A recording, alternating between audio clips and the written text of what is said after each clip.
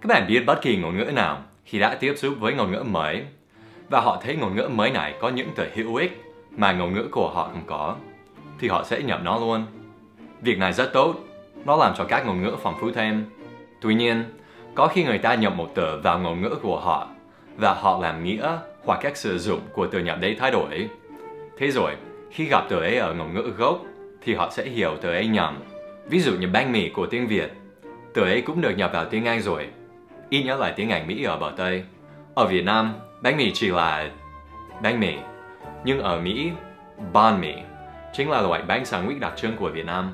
Vì thế, khi mình mới ở Việt Nam, có một lần mình rất vui khi nhìn thấy một biển viết bánh mì. Nhưng khi họ mang ra đồ ăn mình đã gọi, thì nó lại là bánh mì chảo, khác hẳn banh mì quen thuộc của mình. Và các bạn Việt cũng gặp phải chuyện ấy khi sử dụng tiếng Anh. Bây giờ, mình xin được sửa những từ tiếng Anh các bạn hiểu sai khi được nhập vào tiếng Việt.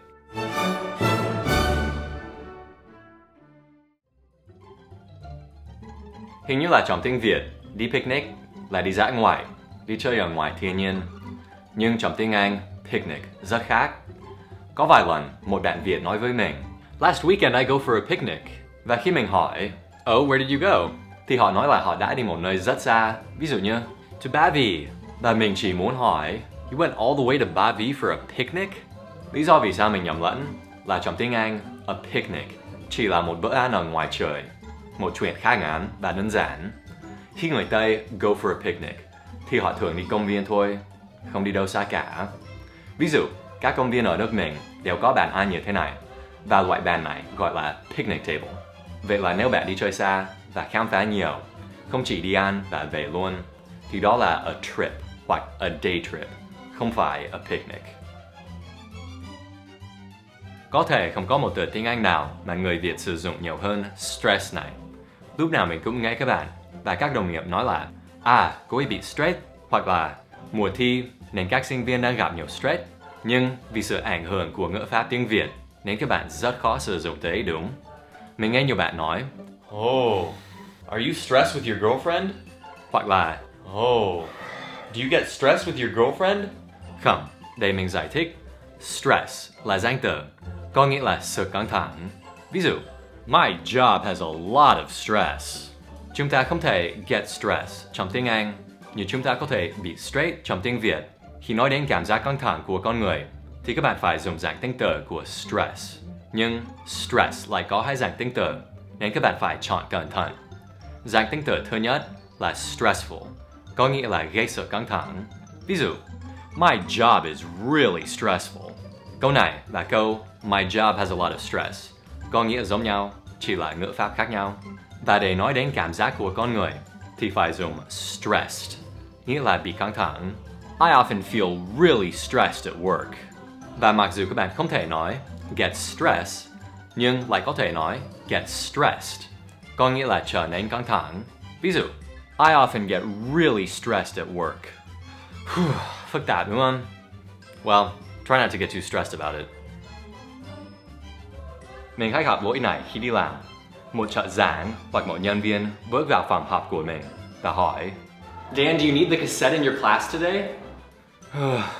Mặc dù họ đang làm công việc của họ một cách rất chu đáo, nhưng mình vẫn thấy hơi khó chịu vì máy cassette này không phải cassette trong tiếng Anh. Thực ra, mình đoán đa phần các bạn chưa bao giờ dùng một cái cassette vì nó rất cũ, còn các bạn khá trẻ. Cái cassette chính là băng đài này. Wow, nhìn nó cũ chưa? Nói đến máy này thì người bản ngữ sẽ gọi nó là a CD player, vì việc mở CD là công dụng chính của nó. Còn nếu nó rất cũ và chỉ có phần mở băng này thì gọi là a cassette player, chứ không hề gọi tắt là cassette. Lần đầu tiên mình nghe một bạn Việt gọi một phụ nữ là les.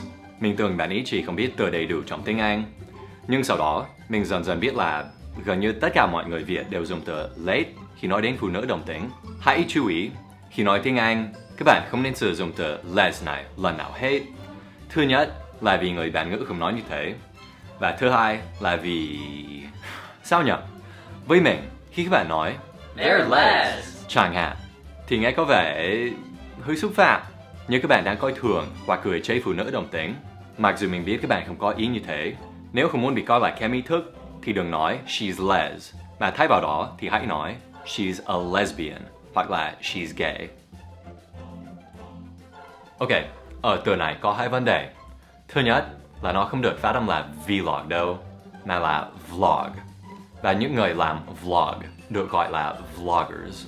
Mình biết từ này khó phát âm, nhưng các bạn nên cố gắng. Vlog. Và vấn đề thứ hai là ở Việt Nam, vlog được hiểu là bất kỳ video nào được làm bởi một tác giả độc lập đang nói vào ống kính của máy quay. Tiếng Anh không như vậy. Vlog mang một tính chất chi tiết hơn nhiều. Nó là một dạng video được làm thường xuyên, tức là mỗi ngày hoặc gần như thế. Không có kịch bản, không có chủ đề chính, không có sự diễn, và nó như tài liệu về cuộc sống thực tế của tác giả. Ví dụ như ông Casey Neistat này. Trước đây, ông ta làm khoảng 2 video một tháng về nhiều chủ đề khác nhau. Có kỹ xảo, có câu chuyện. Nhưng đến một hôm, ông ta quyết định làm vlog mỗi ngày. I'm starting a proper daily vlog.